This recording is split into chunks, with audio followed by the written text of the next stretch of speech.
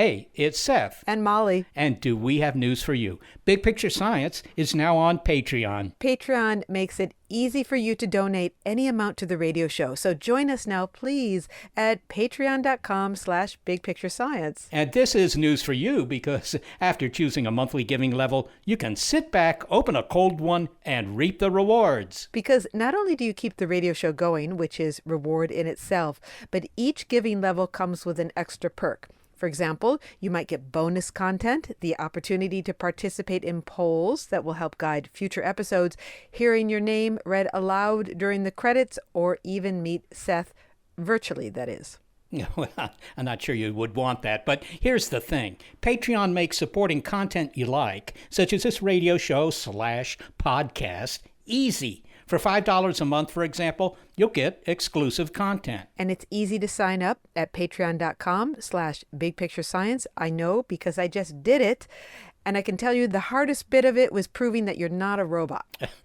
I'm glad to hear that, Molly. Honestly, we appreciate your support. Because we couldn't do the show without you. Just mosey on over to patreon.com/bigpicturescience.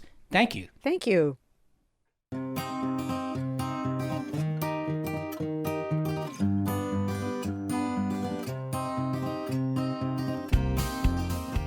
Hi, everyone. Welcome to Big Picture Science, produced at the SETI Institute. I'm Seth Shostak. I'm Molly Bentley. As we continue our now routine of mask wearing and social distancing, we've become aware over these months that we are both solitary individuals, especially if continuing to stay at home alone, and members of and dependent on a community, whether it's our family, church, state, or nation. We're not the only animal that juggles these roles.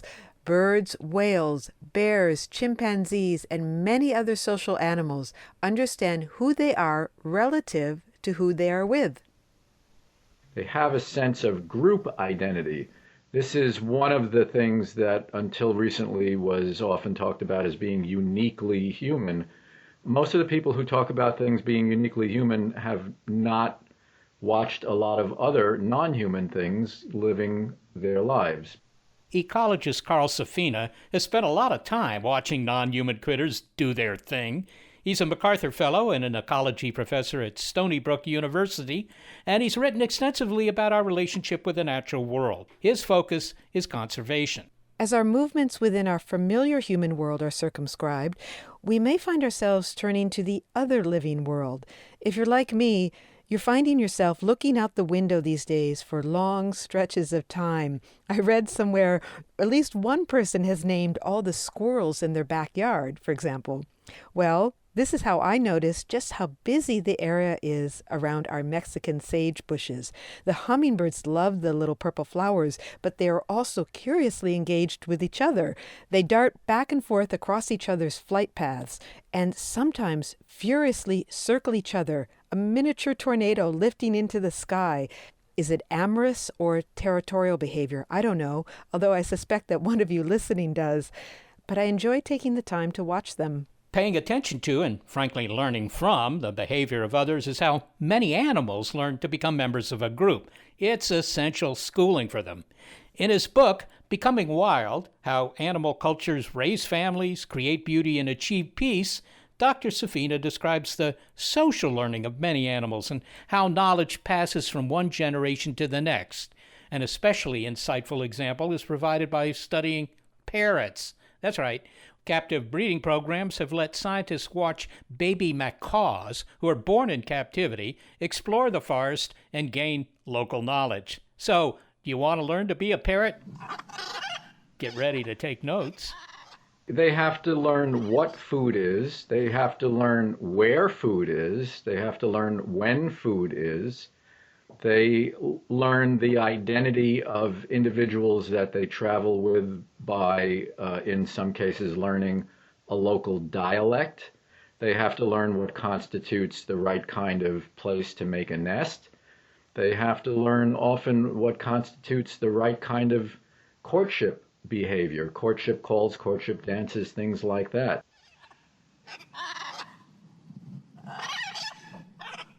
We talk with ecologist Carl Safina in this episode about how parrots, bears, and whales become who they are, the threats they face, and where we can find some hope about their future and ours.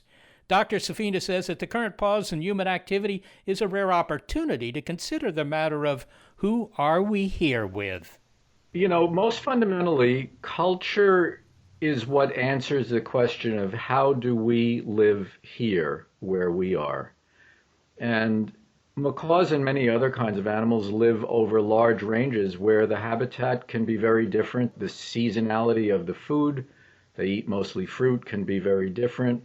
What kinds of foods they have can be very different. They can learn what food is in a cage, but they can't learn where to go look for it and when to go look for it in a cage. Usually they learn that just by following around their elders, just like we learn how we live where we live by the example of our parents, whether we learn how to cook food on a range, get it out of the refrigerator, or we learn how to catch salmon and smoke it. There are all these different skills that are a second kind of inheritance. We think of genetics as the only thing we inherit, but we inherit culture from our elders also, and that's true of these birds, the macaws, and many other species. This brings up an interesting question for me, which is, what's the difference between these species that depend on, if you will, learning information that wasn't in them when they were born versus others that, completely automatic. Like if I were born a krill, I don't think anybody's going to teach me anything. I mean, I have to, it all has to be, hardwired within me. So there are some species where all their behaviors are instinctive. There are some where most of their behaviors are cultural, and there are some that are in between. There have been experiments with fish and with birds where young ones, babies, were raised by parents who were a different species. The researcher had switched them. So they were being raised by the wrong species. And when they grew up, guess who they wanted to go and mate with? The species that raised them, showing that their attractiveness, their idea of what was sexy, was purely cultural. Well, to give a specific example, I think you talk about the mallard that was raised by the loon community. And it was doing all sorts of loon behavior, like it would dive, even though mallards don't usually dive, if anyone has watched a mallard, but loons do. Yes, that was a really strange story and a really instructive one. Nobody has ever before documented a mallard duck being raised by loons, but for some reason this happened. And what they were seeing was that the mallard duckling was doing a lot of things that only loons are known to do and ducks are never known to do. It was riding around on their backs. Ducklings don't do that. Loons always do that. It was diving underwater, something that mallards don't do. And all of that stuff, it was learning a culture. It was learning the culture of another species. That, I think, was a good natural experiment that showed that there is much more social learning than we think, and many things that we just assume are purely instinctive have at least some socially learned component to it. In some cases, a lot of socially learned aspects. Can I tell you the image that has really stayed with me? A lot of animals make an appearance in your book, Becoming Wild, but it was the description of the grizzly bear expert working with bear cubs. And he wanted to find out how the little cubs, how they learned what to eat. So he ate some red clover. Do you remember this from Yes, I remember it very well, yes. Okay, he ate some red clover. Can you describe what happened next? Because it is so endearing. Yes, so this is a man named Ben Killam, and he actually works with black bear cubs that are orphaned in New Hampshire. The other guy, Barry Gilbert, who's mentioned, I think, in the same paragraph, is the grizzly expert. You got to bear with me on these mistakes. That's an unbearable kind of humor, as you know. So this wonderful person, Ben Killam in New Hampshire, he receives all the orphan black bears that people find in the state. The conservation department brings them to him, and he raises and rewilds them, and he teaches them how to become wild. That's the title of my book. And he described to me how the young bears learn what is food from their mother. And he knew that these particular cubs he was out with one day had never eaten red clover, which is a type of food that black bears in that area frequently eat. So he put some red clover in his mouth while he was on his hands and knees, and the little bear cubs were off a ways. And as soon as they saw him do that, they came scurrying over to him and sniffed his mouth to see what is the identity of this thing that he is eating, because they were cueing on him as a parent bear. So immediately upon receiving that identity with the scent of it, they went sniffing around, and then they suddenly found some red clover and began eating it. That's how they learned in that instant how red clover is food for them in that area. That's exactly the way they would have done it with their mother. And I can tell you a story from just this morning that I thought was interesting. We, partly because we're stuck at home, we decided this was the perfect time to get some new baby chickens. And I've been noticing that whenever I bend down and do anything at all, they come running over to me and they see what I'm doing. And so I've started to try to introduce some new food to them by going down on my hands and knees and dribbling a little bit on the ground, whatever it happens to be, certain kind of new seeds or lettuce or something like that.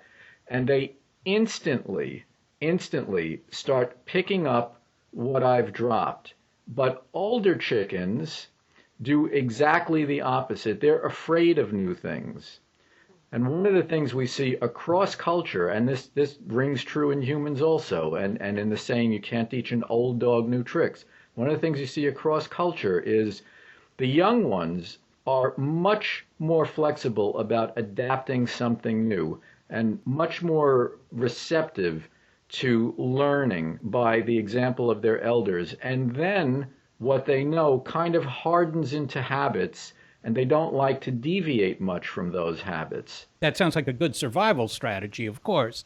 I mean, if you've made it to age 18 as a human, whatever you're doing is presumably the right thing to do, right? Yes, we should share that knowledge with many 18-year-olds. You write, Carl, about how other animals deal with uncertainty. And of course, uncertainty is a word that has a certain resonance today in the face of this virus. Can you give an example of how, animals deal with uncertainty? Because, on the one hand, you would expect that some flexibility in behavior would be good for them, but on the other hand, a lot of them don't exhibit that. Yeah, I think a lot of animals that are quite capable of learning new things are very reticent to do that in the wild. The most extreme example I know is orca whales, or they used to be called killer whales. In the wild, their communities learn to do certain things in certain ways, and mostly they're distinguished by what kinds of food they eat. So some eat only fish, some eat only mammals, some in the Antarctic eat only one kind of seal, others eat only penguins, and then they're very, very reluctant to be very flexible about that. But one reason is, in some cases, that if you do what's working, you're less likely to make a mistake by trying something new. So if you're accustomed to catching salmon, and then you try to catch a Steller sea lion that weighs 2,000 pounds, you might get very badly injured because you don't know how to do that. But if you're in a group where you've learned how to do that from birth, then that's what you do. That's how you make a living. One of the themes that comes out of your writing, and certainly your most recent book, is that it's important to set aside our assumptions about what we think animals are doing and try to see the world from their point of view to the degree that we can. And I'm wondering in what ways we have a blinkered perspective on the natural world and its complexities and the resourcefulness of the natural world. What is it that we're missing when we really look at it from the human point of view? Well, we're missing everything when we look at it from the human point of view, because mostly we can't see it at all. I mean, the people who learn how animals live are the people who make a living watching them for thousands of hours, day after day, week after week, often for decades. Most of us have no interaction with or experience with any free living animal. The animals we know best are dogs and cats.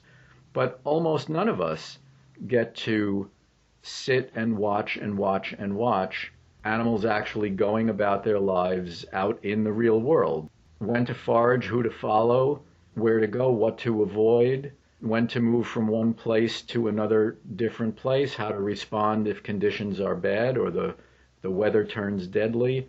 One researcher, the well-known elephant researcher Cynthia Moss, told me, she just very matter-of-factly, she said, after about 20 years, I started to realize what they were keying on in the cues they were picking up from one another. Now, who gets 20 years to watch elephants living to suddenly have that insight that you finally get what's going on with them in the everydayness of what they simply learn as babies about how to be elephants? Can you tell us about a time that you were surprised by the connection that you felt with another animal, even though you have dedicated your life to tuning yourself to that frequency of the non-human world? Is there an example of where you were still had the capacity to be surprised by the connection that you felt? Well, in a way, since I have dedicated my life to that, most of the surprises happened a long time ago and were such large insights that they led me in a way to not being surprised because I'm always learning new things. Probably the first and biggest and deepest of those kinds of insights happened when I was extremely young. When I was 7 years old and we lived in Brooklyn, New York, I demanded from my father that I must raise homing pigeons and I must be doing this now. So I started raising homing pigeons when I was 7, a little kid. And we fixed up a shed in our backyard and we set it up to breed homing pigeons. So when you breed pigeons, you put them in a stack of boxes. We used fruit crates. We stacked up some fruit crates and you put a bowl in the fruit crate and you give them nesting material in the coop somewhere. And they decide who they're going to pair up with. They furnish their nesting bowl. Sometimes they fight with each other or mates squabble. They leave the coop for long parts of the day. They come back, they feed their babies, they have supper, and they go to sleep. And right across the yard, we lived in a 3-story tenement building. That was our own stack of boxes where the people there had decided who they were going to pair up with, and sometimes they fought and squabbled, and the adults were gone for long periods of the day, and they came back and fed their babies and had supper and went to sleep. And in broad strokes, our lives seemed exactly the same. And my higher education attempted to disabuse me of that notion for a while. But the deep truth is that in broad strokes, these lives are, in fact, identical. The imperatives are stay alive every day, keep your babies alive every day, and find enough food to keep the enterprise going. That was, in a way, I would say it didn't surprise me at age 7 because the whole world seems new. You're always just learning new things. But looking back on it, I think that was a fundamental inflection point because I had such intimate contact with those birds. I would stay in the coop watching them for hours sometimes. You were the baby cub. You were the baby macaw watching your world and trying to make sense of it. That's true, really. In a sense, that is exactly right.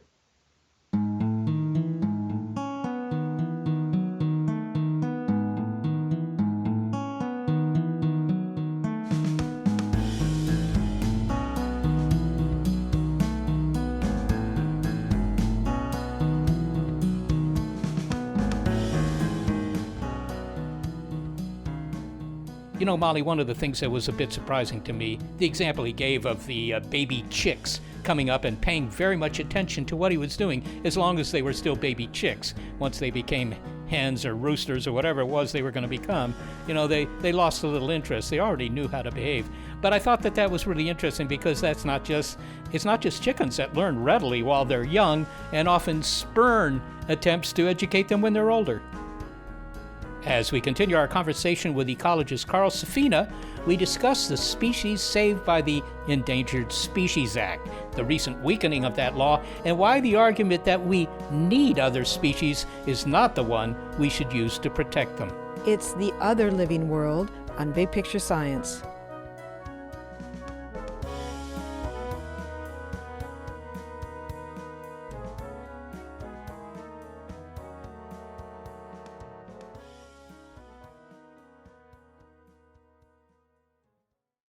Hi, it's me again, reminding you that Big Picture Science is now on Patreon. So if you join now, you can become a dolphin. That's right. I mean, it makes perfect sense, particularly if you like fish. If you give $20 a month, you become a dolphin. And if what Seth and I are talking about isn't intuitive, well, find out what we're talking about at patreon.com/bigpicturescience. But what if I want a little more fang for the buck, Molly? Can I become a velociraptor? Yes, you can, Seth. I didn't know that they had fangs.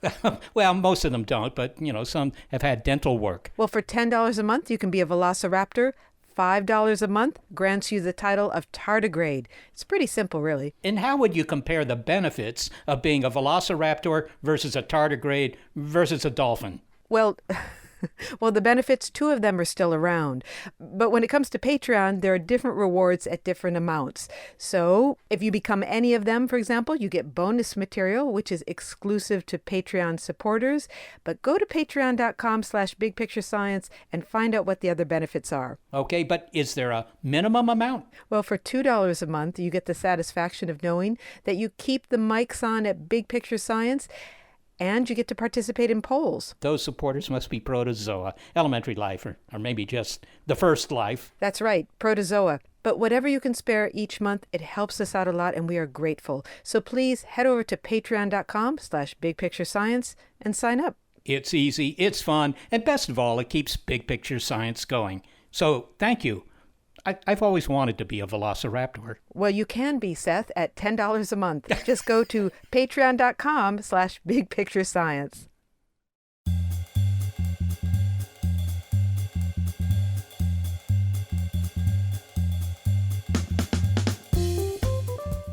As we continue to practice social distancing, we may find ourselves contemplating our roles as members of our community, but also, since we can't be with our community the way we once did, and will again, we may be finding some solace in nature. But does nature find solace in us? There was a time when animals, such as wild parrots, were not burdened with the disruption of human activity. For 50 million years, parrots flew where the mood took them. No parrot suffered the indignity of clipped wings, went insane with loneliness, plucked himself bare, or ached for affection and normal society. No one talked gibberish to parrots or taught them foul language. For 50 million years, no parrot heard a chainsaw or fled a nesting tree being cut down, or saw its forest felled and burned and filled with scrawny cattle. Parrots were made for a world that made them and provided everything they needed. The world knew who parrots were. Parrots knew their world. The world of parrots was among the richest and the most beautiful realms of that original world. There are more than 100 known parrot species that are threatened with extinction in the wild. Recently added to the list is the brilliantly colored scarlet macaw, which is native to Mexico, Central and South America. Now, that's a species that's foreign to the United States, but the Act requires the species to be listed regardless of what country it happens to be living in, which ensures that any activities within the United States don't contribute to its further decline. It's just one of the many ways that the Endangered Species Act, created in 1973, offers powerful protection to threatened species and, inevitably, an entire network of relationships with other living things. Species is basically the group of individuals that can freely interbreed with one another. That's usually what's meant by species. The importance of species is that these diverse groups of individuals have figured out different ways to essentially inject life into every nook and cranny of the surface of this planet, and many of them below the surface a certain distance.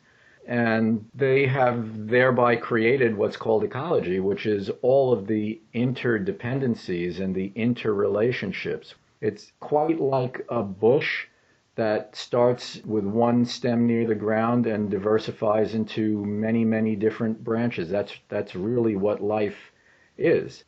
Species all rely on other species. That's why they're crucial. In 2019, the Trump administration weakened the protections of the Endangered Species Act, making it easier to remove a species from the list, and for the first time, taking economic assessments of critical habitats into consideration when deciding whether a species should be protected. Now, in this part of our discussion with ecologist Carl Safina, we talk about the threats facing the other living world. Carl, I've been thinking a lot about how oblivious the rest of the natural world is to this pandemic and the human anxiety around it. I look out at the trees and they don't know what's happening. The flowers are budding and the insects are buzzing around. And I think a lot of us are finding the permanence of nature's cycles reassuring. But I was also thinking that as a species-wide event, it's rare that the human species around the world is tuned to the same threat. So I wondered, have there been any crises shared by species in the non-human animal or plant world that they have felt acutely, that they have transmitted signals about, that humans have been oblivious to? That's a very interesting question. I'll preface by saying it's been very interesting to me. I usually, when I see animals and things in nature, I often see the threats and the risks for them. And it has been an interesting pause in that feeling to realize that this thing that is very threatening and very disruptive to us is not at all felt by them. In fact, it's relieving them of some of the pressure, at least temporarily. There are threats that other animals have all faced together, but I don't think they've seen it that way. What animals are geared to are not things that would threaten the entire planet or threaten all animals around the world. And in fact, we're not geared to that threat right now ourselves. We're only geared to what threatens our own species at the moment. On the other hand, elephants seem to understand a very broad threat to them, which is that they just are getting murdered by people with guns for their ivory. And not only as individuals seem to understand this, which is pretty common. Many animals understand when a place is dangerous or people are dangerous versus where people are not dangerous. But elephants seem to know this as not only a group, they seem to get the messages across very long distances of quite a few miles, where in some way they detect the emotional state of other elephants that may be tens of miles away. Either they can hear them in ways that are subsonic to human ears, or they have some other modality of picking up these kinds of things. There was recently news about the third mass bleaching of Australia's Great Barrier Reef. I believe that this is interpreted as being a consequence of the warmer oceans due to climate change. But what are the consequences to the reef, but also to humanity, for that matter? I mean, other than the fact that if you go to the Gold Coast, the photos you're going to make underwater are just not going to be very visually interesting.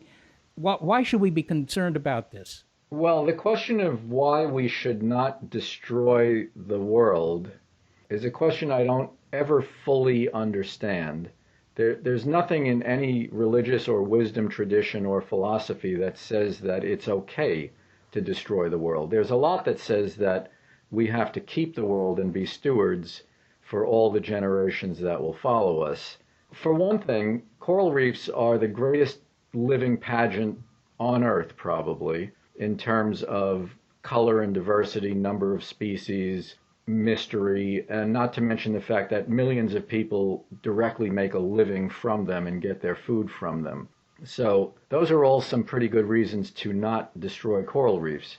You were born, Carl, in New York, I believe, and you grew up on Long Island, so you are well equipped to describe the kind of diverse and thriving communities that are found around coral reefs and how it all kind of jockeys for resources and works off of each other. I mean, it's kind of like being down in Greenwich Village or something with a lot of different people, or the Lower East Side, a lot of people walking around. That's a very good analogy. If you take the corals as the given, because you can't have a coral reef if there are no corals, it would be like somebody made all of Manhattan. They made all the office buildings, all the theaters, all the music clubs, all the bars, all the restaurants, all the different kinds of museums.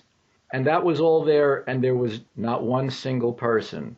But that's what the corals do. They build that empty city, and then the rest of life figures out, oh, here we could put on plays. Here we could play music. Here we could serve food. All these things are all set up and look perfect for doing that here. Millions of species have found that in a coral reef.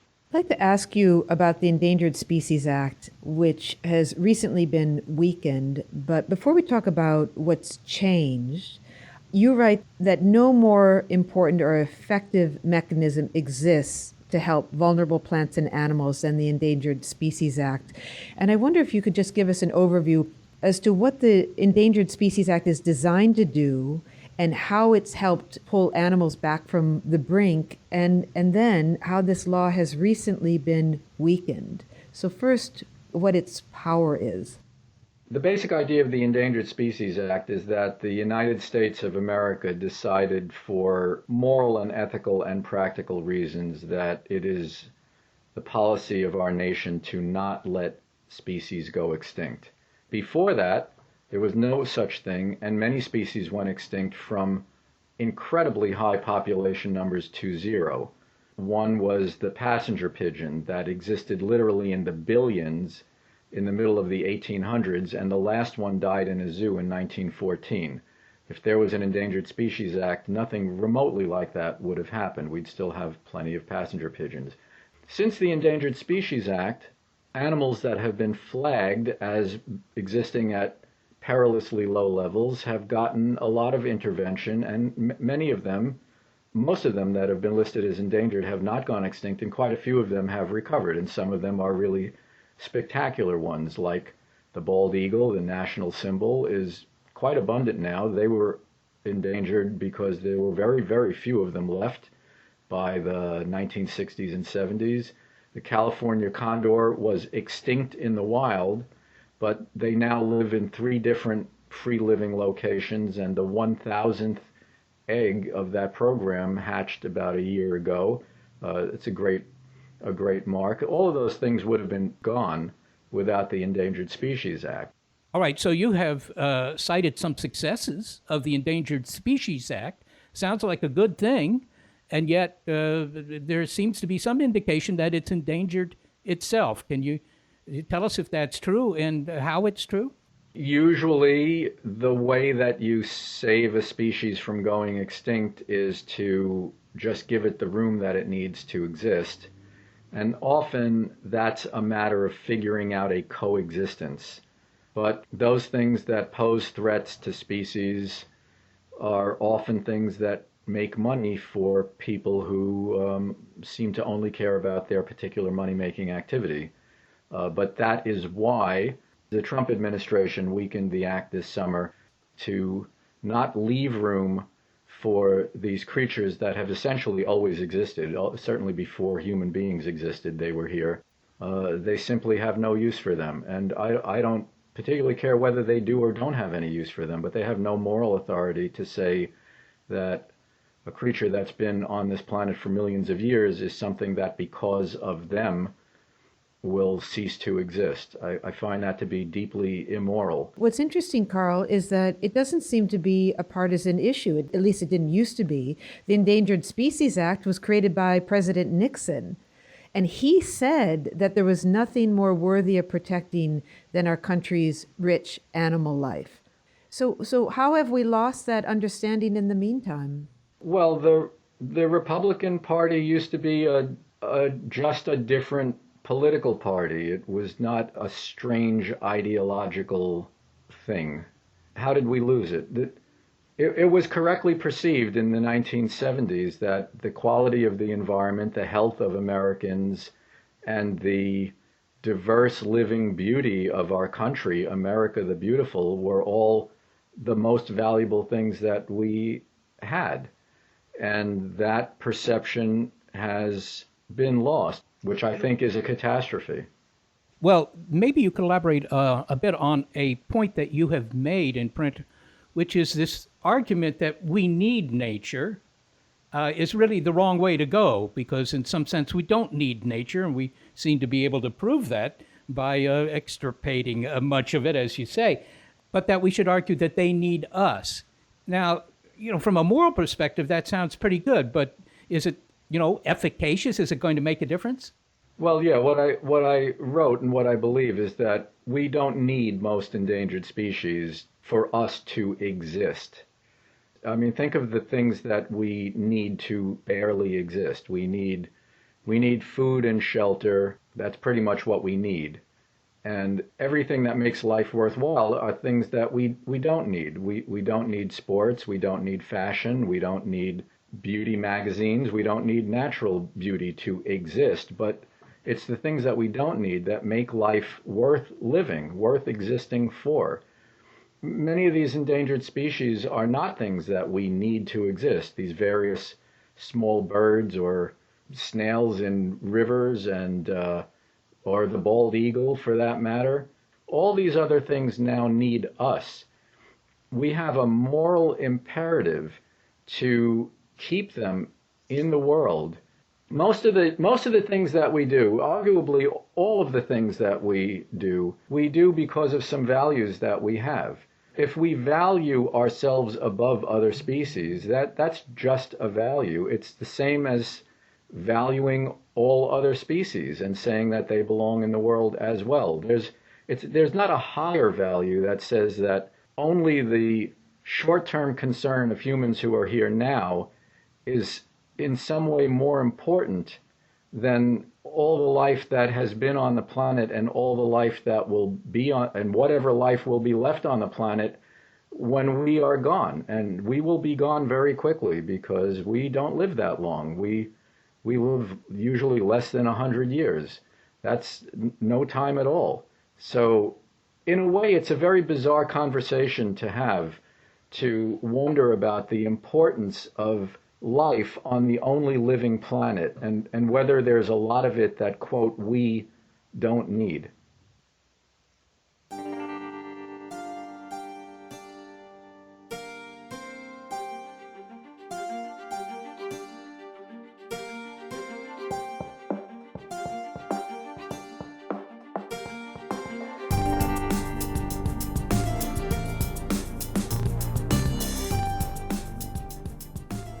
Up next, how life finds a way and other glimmers of hope. This episode is The Other Living World on Big Picture Science.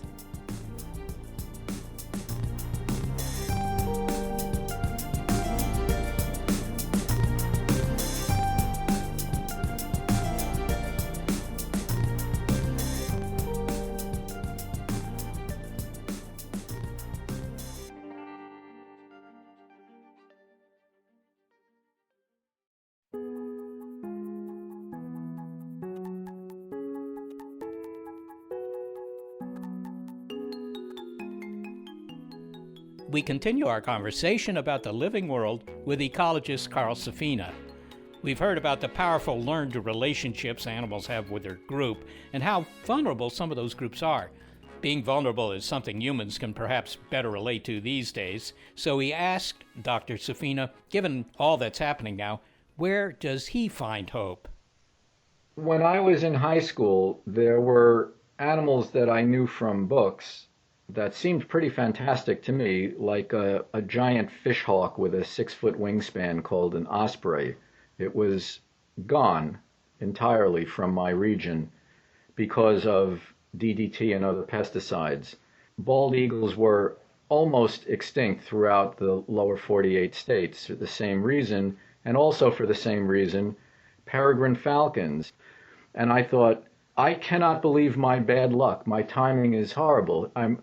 I'm here, I can actually see the remnants of osprey nests, and there are no ospreys, and I will never see an eagle, and I will never see a peregrine falcon. Nobody I knew had ever seen a whale. And then because of the efforts of a few very dedicated people, simply accommodation was made. Some of those pesticides were put out of use, and it allowed those birds to start recovering. A few people started to breed at least the falcons in captivity and started to put them out to repopulate.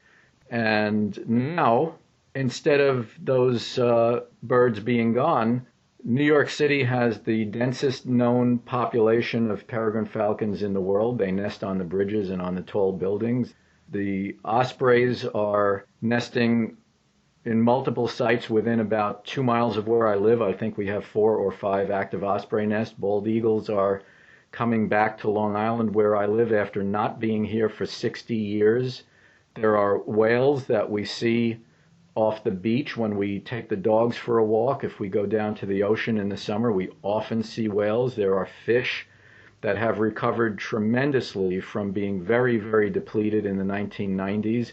All of that is because people did things a little differently and simply let these animals live.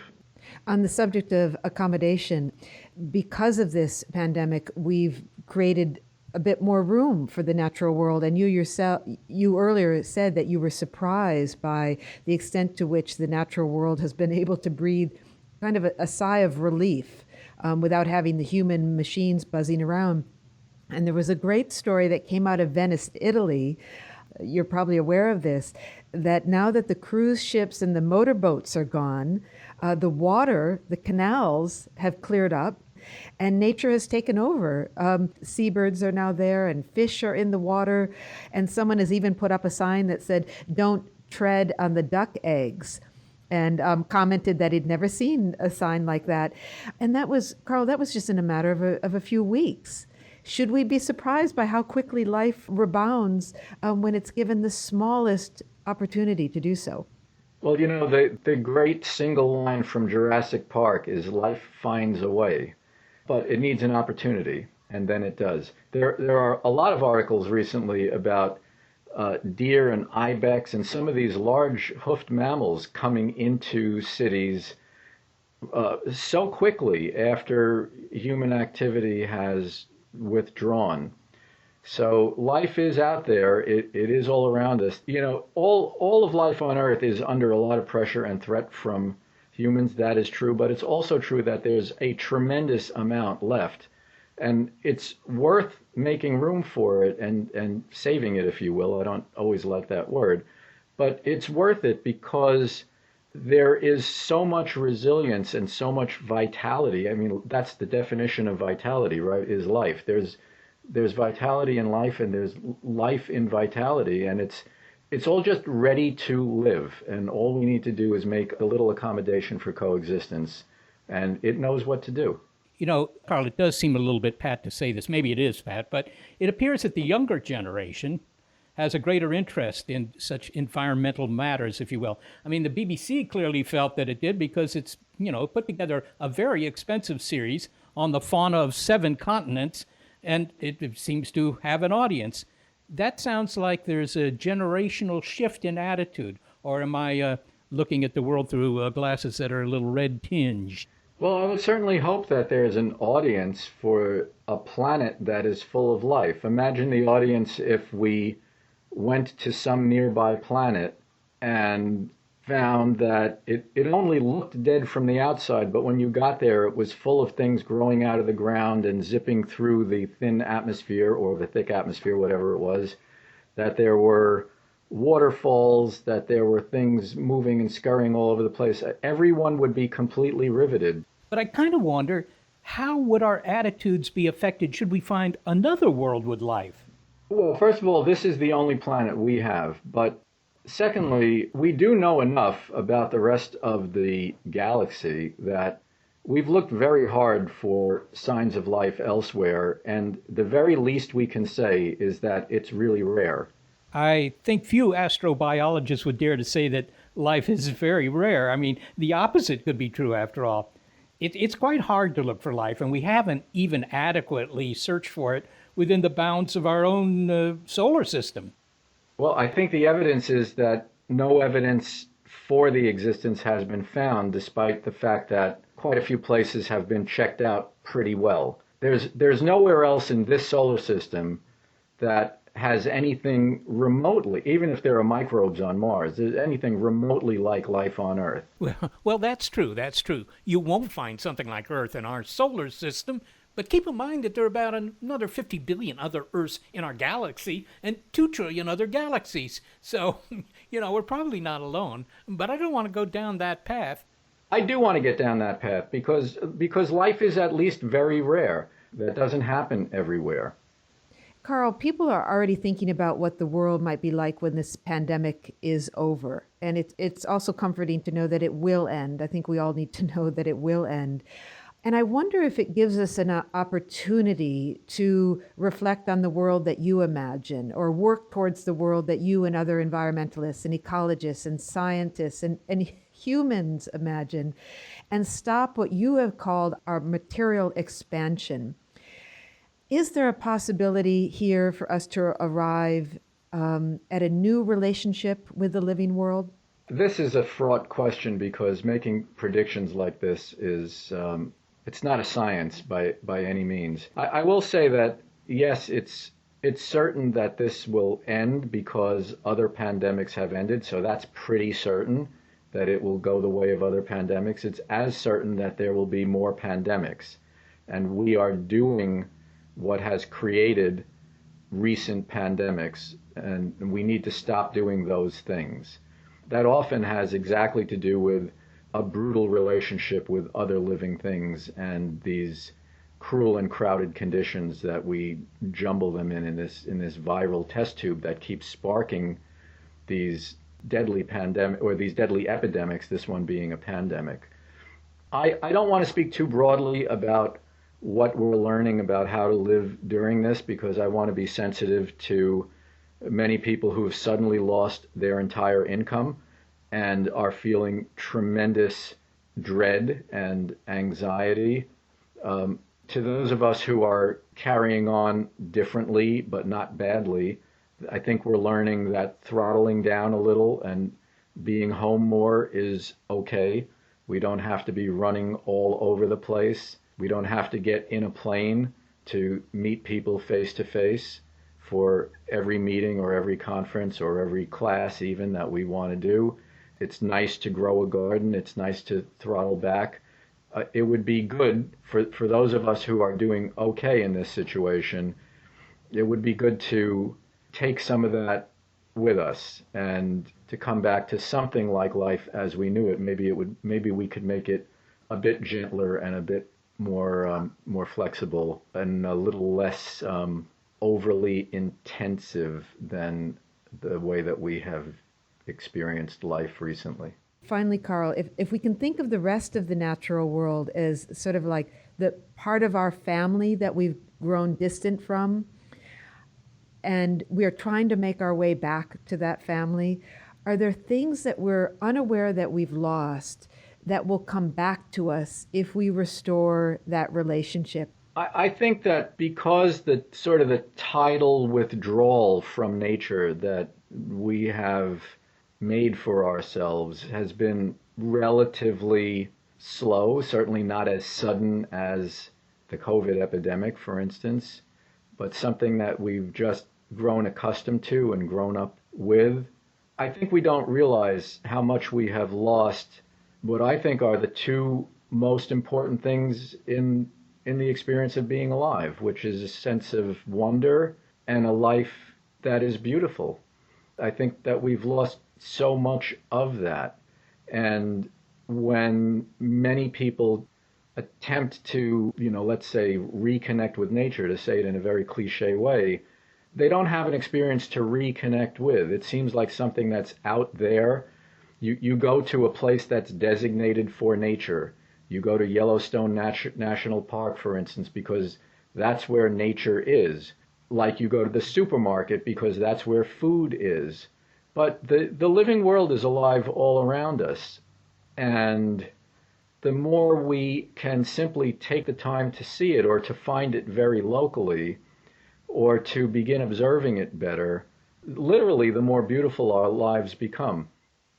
So maybe we're like the macaws that are in kind of a captive breeding program, and we're observing and we're seeing everything around us, and we have an urge to become wild again. So the becoming wild doesn't apply just to these non-human animals.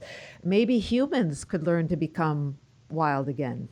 I think that's such a beautiful way of putting it that I hesitate to even answer because I think you should have the last word with that question. But yeah, we could learn and we would need to learn what the wonder and beauty is in this world that's all around us in a way that is analogous to how people who grew up in natural beauty simply learned from their elders the answer to that cultural question. This is how we live here, where we live. Just as these cultural species that we started talking about learn, this is how we live and this is who we are here in this beautiful living world. People could do that too. Carl Safina, thank you so much for talking to us. What a pleasure it's been to talk to you. Thank you. Thank you again so much. It's been a great honor and a lot of fun to speak with you, and I'm glad we took the time and didn't rush it. Carl, it's been a great pleasure, and I hope to see you in the wild sometime. Likewise. Carl Safina is an ecologist, he's a MacArthur Fellow, and he writes extensively about the human relationship with the natural world. He's the founding president of the Safina Center. He's also a professor at Stony Brook University and the author of many books, most recently, Becoming Wild, How Animal Cultures Raise Families, Create Beauty, and Achieve Peace.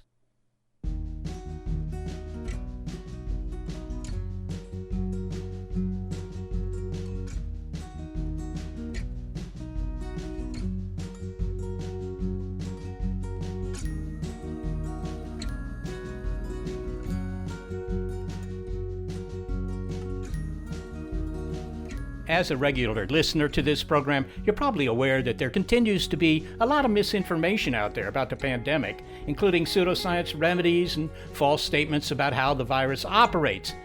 But you can remind others that if what they're hearing about this virus sounds incredible, or they're unsure what they should be doing, just check the facts with their local public health service. Follow the science. We couldn't do the show without senior producer Gary Niederhoff and assistant producer Sarah Derwin. I am executive producer of Big Picture Science, Molly Bentley. Thanks also to financial support from Rena Shulsky-David and Sammy David, and to the William K. Bowes Jr. Foundation.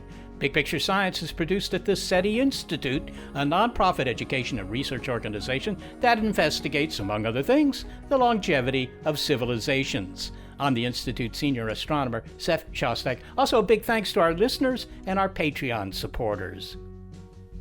This episode of Big Picture Science is called The Other Living World. If you'd like to hear more Big Picture Science, well, you'll find past episodes in our archive at bigpicturescience.org, and you'll also find links there to the guests you've heard.